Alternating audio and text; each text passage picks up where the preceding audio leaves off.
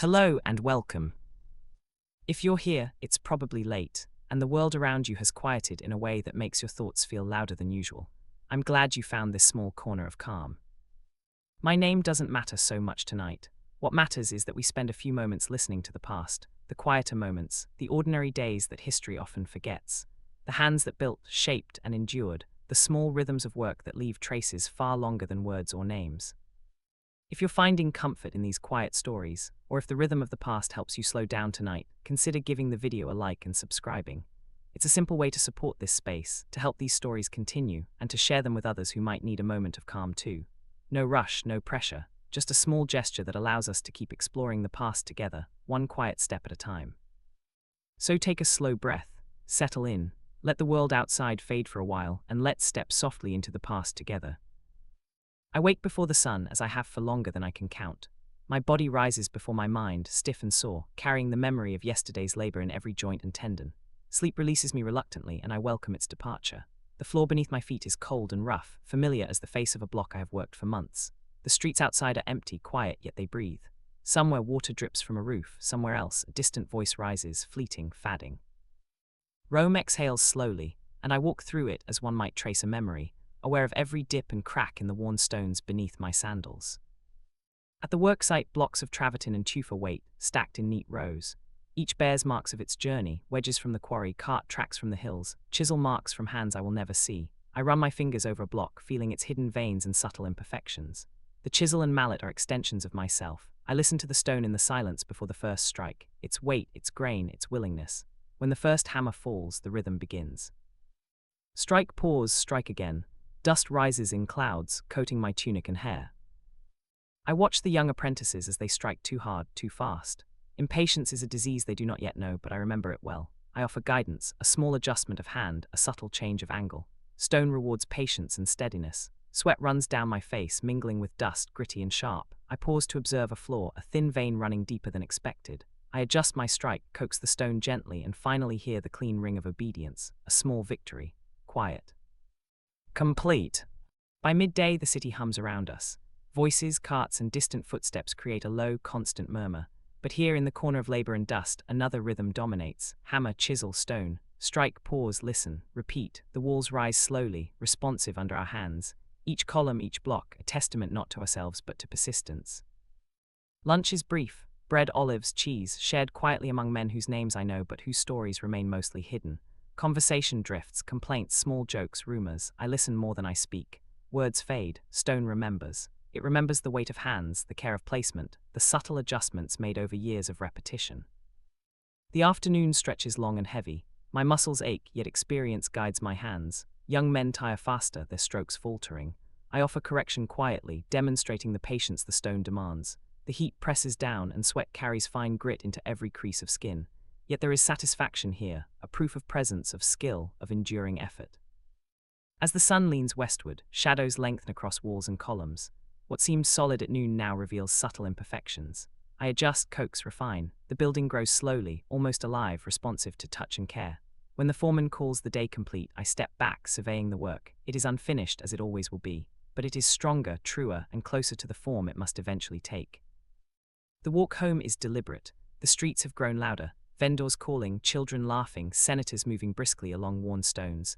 I pass monuments I helped repair years ago. They are unchanged, I am not. And yet in their permanence I find comfort. Time will pass, men will rise and fall, the stone endures. At home, Tullia moves quietly. The smell of bread and cheese welcomes me. Supper is simple. I wash the dust from my hands and arms, feeling the aches of labor settle into memory. They are proof that life, even in repetition and anonymity, carries meaning. Sleep comes slowly, interrupted by fragments of the day, echoes of strikes, shifting walls. Yet in these moments I am content. Night gathers fully, rooftops darken, shadows pool. The city hums faintly, aware and indifferent. I lie down, listening to it, and allow my body to sink into rest. Tomorrow will demand the same rhythm. Rise, walk, shape, rest. And the stone will wait patiently, indifferent to my fatigue, my presence, my name. Rome will endure, quietly holding the weight of all who shaped it before me. The sun climbs high, pressing heat into the stone beneath my hands. By now I have learned to feel its subtle changes, how warmth softens the travertine just enough for the chisel to yield, how shadows reveal imperfections invisible in the morning. I pause, run my fingers along a block, and listen to it in silence. Every vein, every grain, every hidden fault speaks if I am willing to hear. The apprentices strike too quickly, too hard, impatient to see progress. I guide them silently, adjusting hands, correcting angles, showing the gentleness required to coax the stone. Strength alone is useless. The work demands patience, rhythm, and observation. Dust rises around us, a cloud of effort that settles into tunics, hair, and skin, a silent proof of the labor that no one will see fully. I think of the quarry from which this stone came, of the men who extracted it with wedges and water, the carts that carried it over rough terrain, the countless hands that shaped it before it reached this site. Each block is heavy with history, heavy not just in weight but in memory. To treat it carelessly is to disregard all those who came before. Midday is brief. Bread, olives, and cheese are shared quietly among the men. Conversation drifts in murmurs. I speak little. There is wisdom in silence, and the stone teaches more than any word. It holds all that is done to it, the pressure, the strike, the correction. It remembers when men forget. The afternoon stretches on. Fatigue creeps into muscles and bones, but my hands remain steady. Experience guides each strike. Young men falter, exhausted in both body and attention, and I correct them without judgment. The stone demands respect, and respect is earned with every deliberate motion. A vein appears unexpectedly. I stop, examine it, adjust the angle of my mallet, and strike gently. The stone yields in a clean note of satisfaction. Small victories like this mark the day. Around us, the city hums. Voices rise and fade, carts rattle over stones, children laugh. But here the rhythm of labor dominates. Strike, pause, listen, repeat. Walls and columns rise, responsive under patient hands, yet indifferent to names. We build for Rome, not for ourselves. Our effort, though temporary in life, endures in stone. As evening nears, shadows stretch across the worksite. Walls that seemed solid at midday now reveal their flaws, subtle and revealing. I adjust, coax, and refine. The building grows, almost alive, receptive to touch and care. When the foreman calls an end to labor, we clean our tools, stack them carefully, and leave dust settled over the site like a quiet witness. The walk home is deliberate. Streets are alive with evening. Vendors call out, children run, senators hurry along worn stones. I pass monuments I helped repair long ago. They endure unchanged, silent reminders that time passes differently for stone than for men. At home, Tullia moves quietly, preparing supper. I wash the day from my skin, feel the aches settle into memory. They are proof of labor, proof of persistence, proof of presence. Night gathers fully. Roofs darken, shadows pool. The city hums faintly, a soft exhalation. I lie down, letting the day settle into my bones. Sleep comes slowly, interrupted by fragments of labor. The ring of mallet on stone, the shifting weight of walls, the steady rhythm of effort. Tomorrow will come, the stone will wait, I will rise, I will shape, and Rome, patient and enduring, will endure alongside us. You said, can you write a 20,000-character narration about the daily life of a Roman stone mason? ChatGPT said, here is an original, long-form narration. Written in a vivid but age-appropriate historical style. It focuses on ordinary routine, labor, family, and surroundings rather than violence or romance. At first light, before the sun has fully cleared the low hills beyond the city, Marcus Livius pulls himself from his pallet of straw and wool. The room is cool, smelling faintly of lime dust and last night's oil lamp. His shoulders ache in the familiar way, the kind of ache that has lived with him for so many years that it feels less like pain and more like proof that yesterday existed. He sits for a moment, feet on the hard floor, listening. From outside come the muted sounds of Rome waking, a cart rattling over stone, the distant call of a baker, a rooster somewhere that never seems to sleep. Marcus stretches his hands, thick-fingered and scarred, flexing them slowly. His palms are rough as old bark, cracked in places despite the oil his wife rubs into them each night. These hands, he thinks, have shaped more of the city than most men ever see. He washes his face with cool water from a basin, ties his tunic at the waist, and steps into the narrow courtyard where the morning air carries the promise of heat later in the day. His wife Tullia is already awake, breaking bread and setting aside a small portion of cheese. They speak little in the mornings. Words can wait, the day will bring enough of them. By the time Marcus steps into the street, the sky has turned pale gold. Rome is never truly quiet, but there is a softness to this hour. The stone beneath his sandals is worn smooth by generations of feet, and he knows every dip and crack along the way to the worksite. He passes shops still shuttered, walls tagged with charcoal markings and crude drawings. Some praise gods, others curse rivals, and a few simply announce names that will mean nothing in a year. The construction site lies near the edge of a growing forum, where columns are rising one by one like pale trees stripped of bark. Marcus pauses, as he does every morning, to look at the stone stacked nearby. Blocks of travertine and tufa wait in neat rows, their surfaces marked with chalk lines and mason symbols. To most people they are just heavy shapes, but Marcus sees the lines hidden inside them, where they will split, how they will stand, what weight they can bear. Work begins as the sun clears the rooftops. The foreman shouts assignments and the familiar rhythm takes hold. Mallets strike chisels with sharp, ringing notes that echo off unfinished walls. Dust rises and coats everything, settling into hair, eyebrows, and the folds of clothing. Marcus chooses his block carefully, running his fingers across the surface, listening as much as feeling. Stone speaks if you learn how to hear it. He works steadily, not quickly. Speed breaks stone, patience shapes it. Each blow of the chisel is deliberate, guided by years of habit and quiet calculation. He thinks of the quarries outside the city, where the stone was torn from the earth with wedges and water, and of the hands that hold it here on groaning carts. Nothing in Rome appears by accident. Every wall is the sum of countless small efforts, many of them unseen.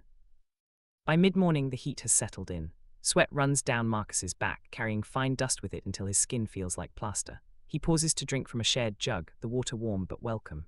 Nearby, younger workers laugh and argue, their energy sharp and restless. Marcus smiles to himself. He was like that once, before he learned that the stone will still be there tomorrow, no matter how much you rush it today.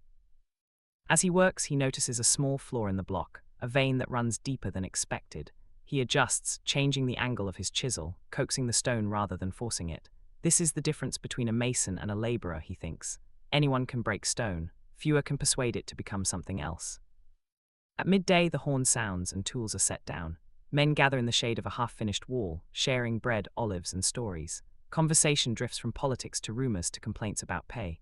Marcus listens more than he speaks. His thoughts wander instead to the building itself. Long after these men are gone, after their names have faded, this structure may still stand. People will pass through its columns without knowing who shaped them.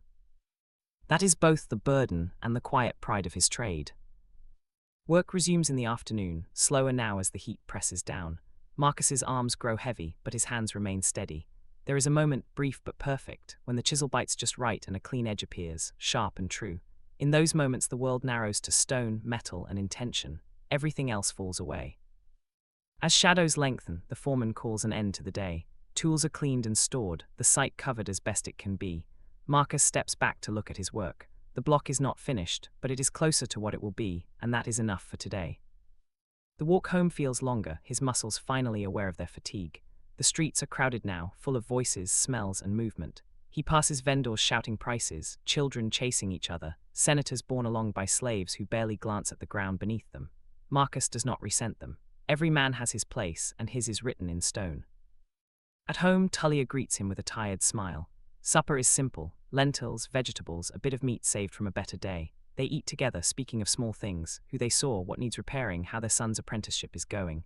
Marcus listens carefully when she speaks. He has learned that building a life is not so different from building a wall. Both require attention, balance, and care. After the meal, he washes again, watching the water turn grey as dust leaves his skin. His hands sting where small cuts have opened, but he welcomes the sensation. It reminds him that he has done something real today. He sits in the courtyard as evening settles, the sky darkening to deep blue. Somewhere, music drifts on the air. Before sleep, Marcus thinks of the city beneath his feet.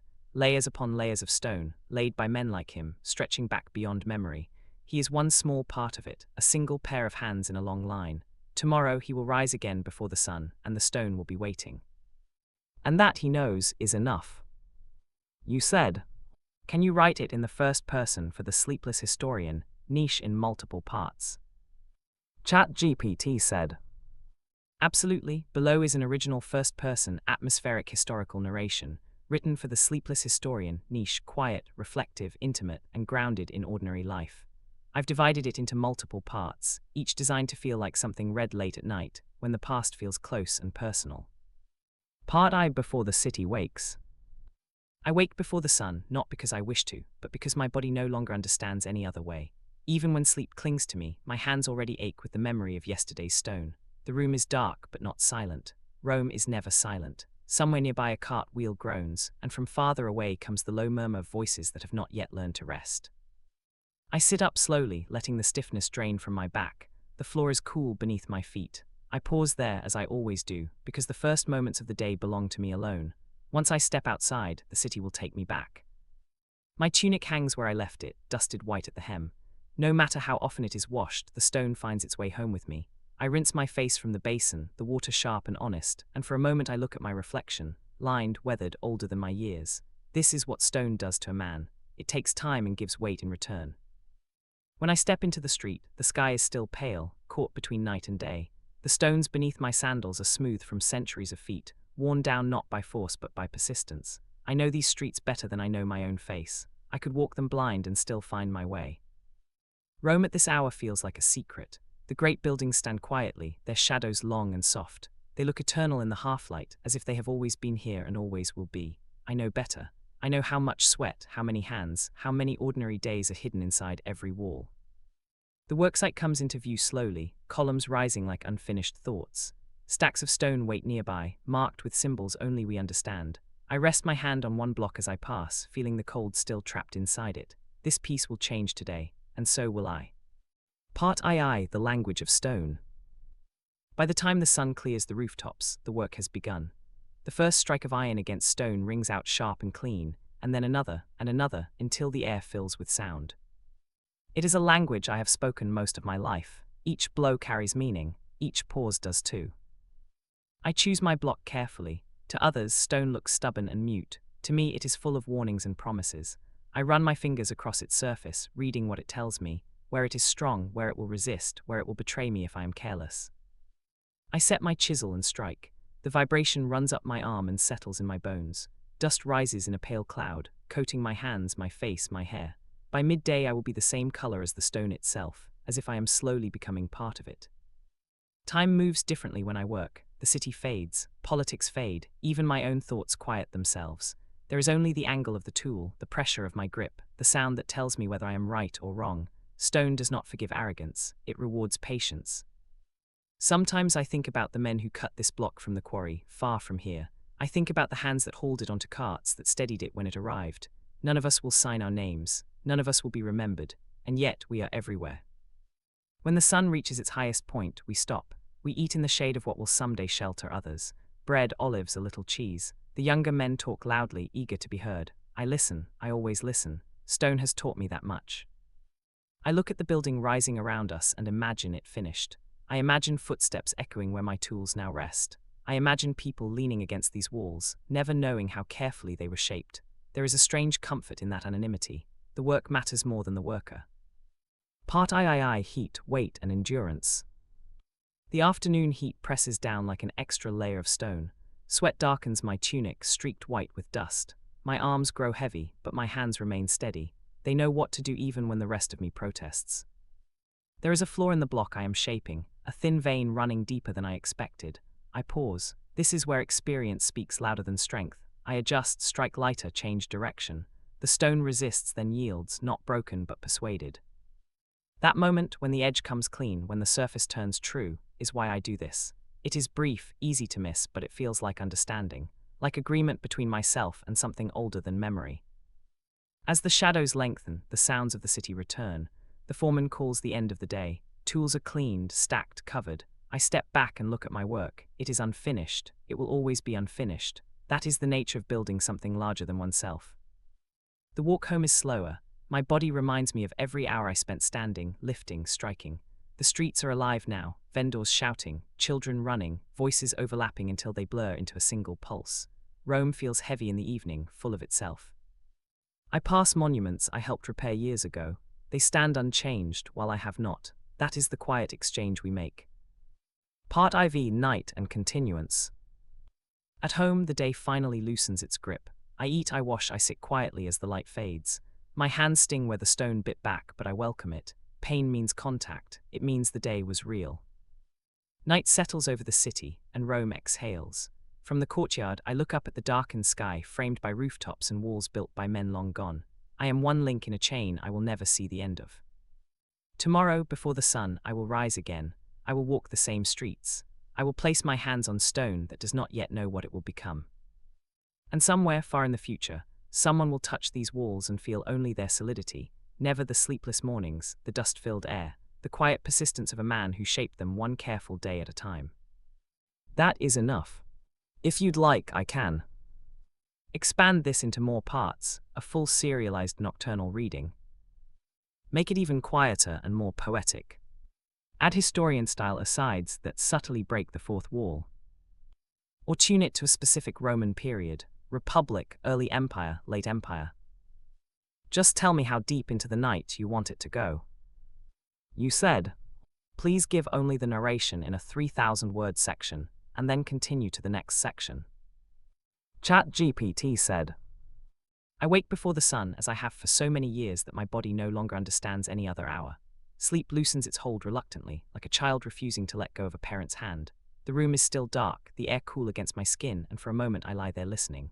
Rome breathes even in the night. Stone holds sound differently than earth, and the city carries every noise a little farther than it should. A wheel groans somewhere, a voice murmurs and fades. Water splashes in a courtyard not my own. I sit up slowly. The stiffness arrives before thought, spreading through my back and shoulders, settling deep into my arms. It is not pain, not exactly. It is memory. My hands know what the day will demand of them long before my mind catches up. I rub my palms together, feeling the ridges of old scars, the hardened skin that no longer blisters.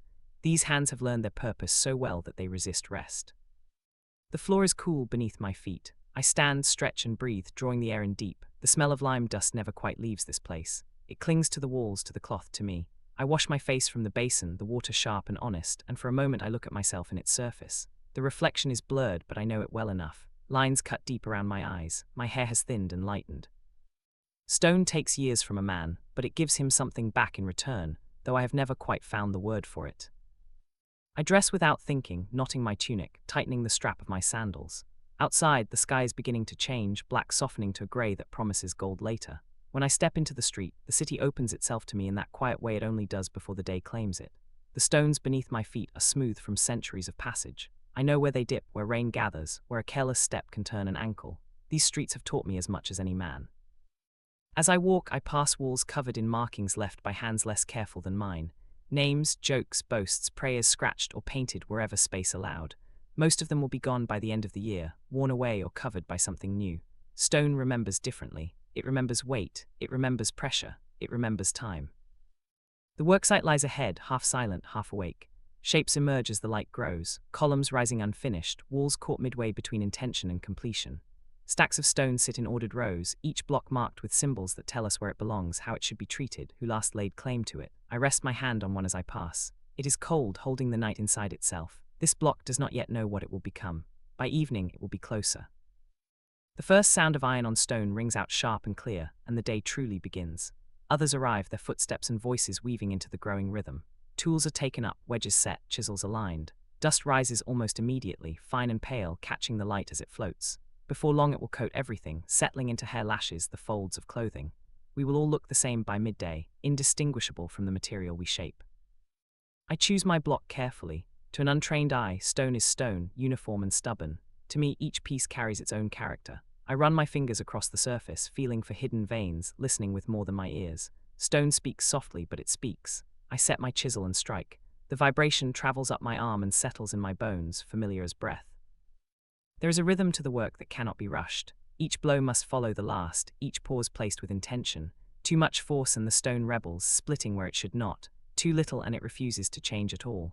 I have learned to let the tool do its work, to guide rather than command. Stone does not respect arrogance. As the sun climbs, heat follows it, pressing down steadily. Sweat runs into my eyes, carrying dust with it until everything blurs. I blink, wipe my face with the back of my hand and continue. Time loosens its grip on me when I work. Hours pass unnoticed. The city beyond the sight fades, its noise reduced to a distant hum. There is only the angle of the chisel, the sound of the strike, the feel of the stone yielding or resisting. I think sometimes of the quarry where this block began, far from here. I imagine the men who split it from the earth, who drove wedges into narrow cuts and waited for the stone to decide where it would break. I imagine the cart groaning under its weight, the slow journey into the city. None of us works alone, though we rarely see the whole chain. Each block carries the effort of many hands before it reaches mine. When the horn sounds for midday, I set my tools down carefully. My arms feel heavy now, the pleasant exhaustion of labor done well. We gather in the shade of a wall that will one day shelter others. Bread is broken, olives passed, a little cheese shared. Conversation drifts easily, touching on rumors, complaints, jokes repeated too often. I listen more than I speak. Words are like stone in that way, too many of them dull their edge. I look at the structure rising around us and try to see it as it will be, completed, used, taken for granted. People will pass through these spaces without ever considering the hands that shaped them. There is a strange peace in that thought. The building does not need my name, it only needs to stand. The afternoon brings heavier heat and slower movements. My tunic clings to me, stiff with dust and sweat. I return to my block and notice a floor I missed earlier, a thin vein running deeper than it should. I stop. This is where experience matters. I change my approach, strike lighter, alter the angle. The stone resists, then yields, not shattered but guided. When the edge comes clean, sharp and true, I allow myself a small breath of satisfaction. These moments are rare and easily lost, but they are why I return each day. Shadows stretch as the sun begins its descent. The sounds of the city grow louder again, creeping back into awareness. Finally, the call comes to end the day. Tools are cleaned, wrapped, set aside. We cover what we can, knowing dust and weather will undo some of it by morning. I step back and look at my work. It is unfinished. It will always be unfinished. That is the nature of building something meant to outlast you. The walk home is slower. My body reminds me of each hour spent standing, lifting, striking. The streets are crowded now, alive with voices and movement. Vendors shout prices. Children run, laughing. Men argue loudly about things that will not matter by next week. Monuments rise above it all, silent and solid. I pass some I helped repair years ago. They have not changed, I have. At home, the day finally releases me. I eat simply, wash the dust from my skin, watching the water turn grey. My hands sting where small cuts have opened, but I welcome it. Pain means contact. It means the day was real. As night settles, I sit quietly, letting the city's sounds soften around me. I think of the layers beneath my feet, of the countless days like this one stacked atop each other, held together by effort and time. Tomorrow, before the sun, I will rise again. The stone will be waiting. Night does not arrive all at once in Rome. It seeps in gradually, settling into corners and alleyways, softening the edges of buildings that looked so certain in daylight. I sit in the courtyard and let it happen. The stone around me releases the heat it held all day, breathing it back into the air. Even at rest, it is working.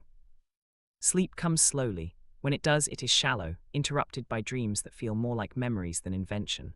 Stone follows me there just as it follows me everywhere. I wake once in the night and listen again to the city. Somewhere a dog barks, somewhere else a laugh rises and dies. Rome never fully surrenders to darkness. When morning returns, it does so without ceremony. My body wakes before my thoughts, stiffness arriving first, then awareness. I sit up, breathe, and accept the familiar weight settling into my limbs. There is comfort in this repetition. The day waits for me in the same way the stone does, patient, indifferent, certain. Outside, the sky is lighter than it was when I last looked at it. I step into the street, and once again the stones guide my feet without conscious thought. I pass the same walls, the same corners. A new marking has appeared overnight, scratched hurriedly into plaster. Someone wanted to be remembered. I wonder how long it will last. At the worksite, the stones are exactly where I left them. Nothing has changed, and yet everything has. Light falls differently. Shadows shift. A block I shaped yesterday now shows its edges more clearly, revealing both my skill and my mistakes. Stone does not hide either for long. I take up my tools. The first strike always feels like a greeting. My hands adjust, settle into the work as if they never left it. Dust rises. Sound fills the air. The rhythm returns, steady and unremarkable to anyone passing by, but vital to those of us inside it. As the morning wears on, a young worker pauses near me, watching my hands. I recognize the look, curiosity mixed with uncertainty. He asks a question, something simple about angle or pressure. I answer without thinking, showing him rather than telling. Words help, but stone teaches best through touch. He nods, tries again, and the sound of his strike improves. Not perfect, but closer. That is how knowledge moves through us, quietly, one day at a time. The sun climbs, the work continues. My arms tire sooner than they once did, but my hands remain sure. There are things strength can no longer do for me that experience still can. I accept this without resentment. Stone has taught me patience, and patience teaches acceptance. At midday we rest again, and I find myself staring at a column rising nearby. I remember when its base was first set, how uncertain it looked then, how fragile. Now it stands firm, carrying weight without complaint. I think of myself, of how I have changed in similar ways slowly, almost without noticing. The afternoon brings another challenge. A block resists me more than expected, its surface hiding a stubborn heart. I adjust, try again, pause, listen. Stone rewards attention, not force. When it finally yields, it does so cleanly, and I feel that quiet satisfaction settle into me once more. These moments do not make noise, they do not draw attention. They simply exist, and that is enough. As the day ends, I clean my tools with care. Iron remembers neglect just as stone remembers mistreatment. I wrap them, set them aside, and take one last look at the site. It is still incomplete, still reaching towards something it is not yet. So am I, in my own way. The walk home feels familiar, almost comforting despite the ache in my legs. The city moves around me, alive and indifferent. I pass faces I will never see again and buildings that will outlast us all. At home, night gathers once more, and I let the day fade from my hands as I wash. When I lie down, the stone is still there, humming faintly in my bones. Tomorrow will come, the work will continue. And somewhere beneath all of it, held quietly in place, the city will remember us, not by name, not by face, but by the weight we set carefully, patiently, one block at a time.